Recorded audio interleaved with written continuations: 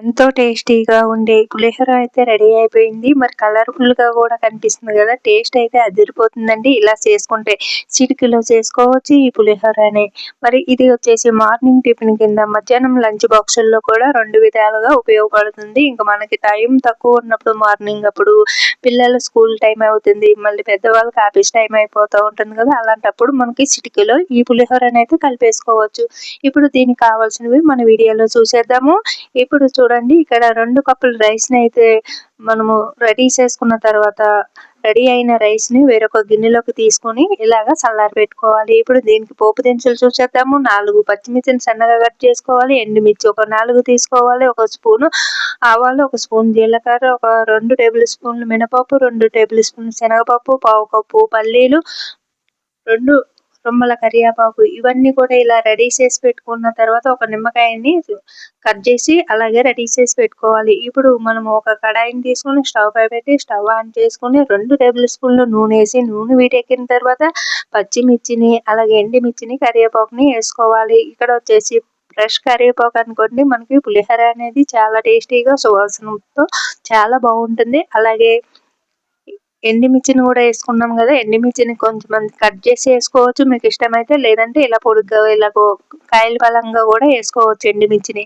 అలాగే ఇప్పుడు ఇవి కాస్త వేగిన తర్వాత పల్లీలనేసి ఒక 2 సార్లు అటు ఇటు వేపించుకున్న తర్వాత మినపప్పుని, శనగపప్పుని కూడా వేసి దోరగా వేపించుకుందాము. అలాగే మీకు ఈ పోపులు ఎక్కువ ఇష్టపడే వాళ్ళైతే ఇంకా పల్లీలు, మినపప్పు, శనగపప్పును మరి కాస్త వేసుకోండి. అలాగే ఆవాలు, జీలకర్ర కూడా వేసేసుకున్నాను. ఇప్పుడు ఇవి కూడా ఇలాగ కలుపుకుంటూ సన్నని మంట మీద దోరగా వేపించుకుందాము. ఇలా వేపించుకుంటున్నప్పుడే మనము పావు స్పూను పసుపును కూడా వేసుకుందాము. ఇలా పసుపు వేసుకోవడం వల్ల మనకి వీటితో పాటు పోపు దినుసులతో పాటు ఏగుతాయి.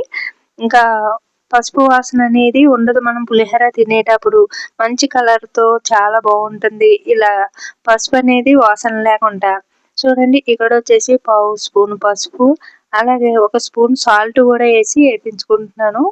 ఇక్కడ సాల్ట్ తర్వాత వేసుకోవచ్చు కదా అని మీరు అనొచ్చు. ఇలా వేసుకోవడం వల్ల మనకి పోపు దినుసులు అనేది తినేటప్పుడు మనకి సప్పగా లేకుండా సాల్ట్ పట్టి మంచిగా చాలా బాగుంటాయి. ఇంకా పల్లీలు కానీ, ఈ శనగపప్పు, మినపప్పు కానీ మనకి ఇవి కూడా మనకి సాల్ట్ అనేది పట్టి బాగుంటాయి తినేటప్పుడు.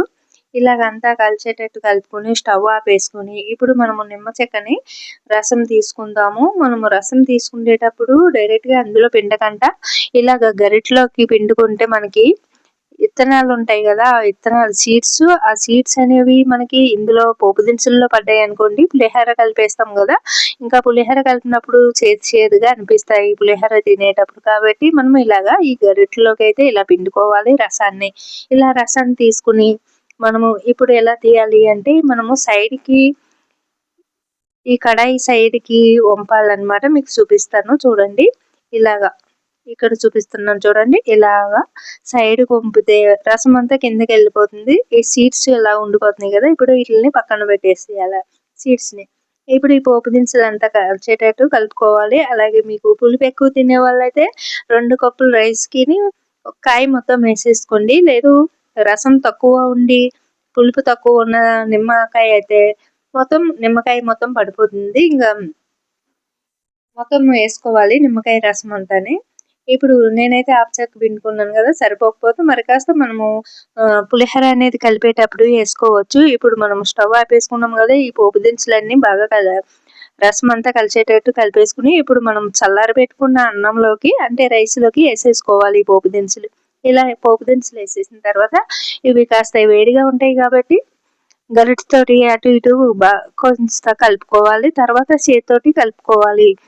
ఇలా మనం మొత్తం గరిటెతోటే కలపచ్చు కదా అని మీరు అనొచ్చు. ఇలా గరిటెతో కలిపితే పోపులు అలాగే కలుస్తాయి, కానీ ఇంకా మనకి నిమ్మకాయ అది ఉంటుంది కదా, అది మనకి రైస్కి పట్టాలంటే మనకి చేతితోటే కలుపుకోవాలి. చేతితో కలుపుకుంటే మనకి అంతా బాగా కలుస్తుంది. ఇంకా ఇలాగంతా బాగా కలిసిన తర్వాత సాల్ట్ సరిపోయిందా లేదా చూసుకోండి. ఎందుకంటే కొంతమంది సాల్ట్ ఎక్కువ తింటారు, కొంతమంది ఇంకా తక్కువ తింటారు. కాబట్టి ఒక స్పూన్ వేసాను కాబట్టి ఇంకా సరిపోకపోతే మరి కాస్త వేసుకోండి.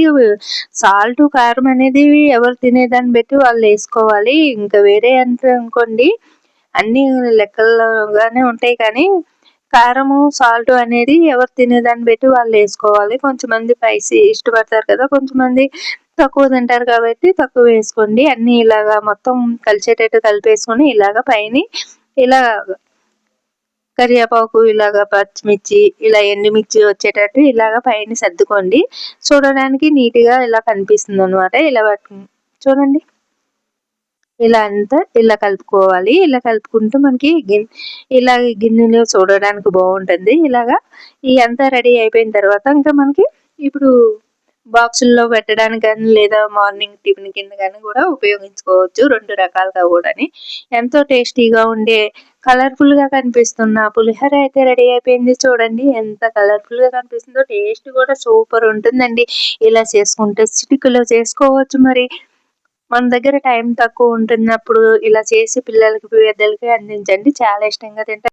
ఈ పులిహోర చేసే విధానం మీకు నచ్చితే ఒకసారి ట్రై చేసి చూడండి. అలాగే ఎలా వచ్చిందనేది కామెంట్ చేయండి, షేర్ చేయండి. అలాగే మన ఛానల్ సబ్స్క్రైబ్ చేసుకోవడంతో పాటు మీ అమూల్యమైన అభిప్రాయాన్ని తెలపండి. అలాగే మీకు ఏదైనా వంటకం కావాలంటే కామెంట్ బాక్స్లో తెలపండి, చేయడానికి ట్రై చేస్తాం.